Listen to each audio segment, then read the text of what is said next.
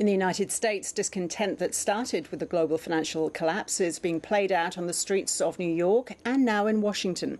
Thousands of people are part of a growing movement decrying corporate greed.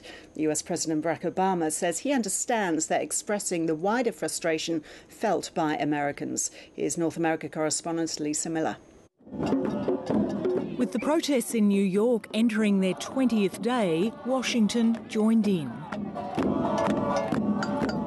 The rallying call was heard from as far away as Florida, this grandmother of 11 driving through the night. Over and over again, we've seen money pulled out of our pockets and transferred to the pockets of the richest people in this country. It is totally un-American. It's absolutely in violation of everything I ever grew up with. The crowd might have been smaller than the increasingly organised protests on Wall Street, but the message was the same. We won't be ignored, even though we are the 99%.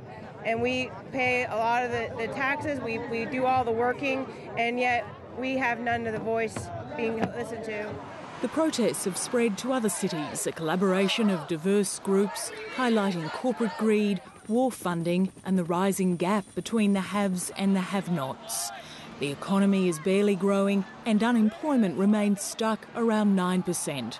The President has acknowledged the crowd's disenchantment.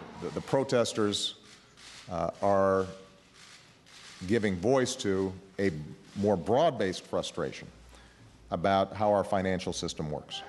But he defended some of those targeted by the protesters, saying the US needs a strong and effective financial sector to grow. Protest organisers here in Washington are hoping there'll be enough momentum out of today's rally to convince people to stay on and set up camp as they've done in New York. Their challenge is to translate the frustration here on the ground into something more tangible. Lisa Miller, ABC News, Washington.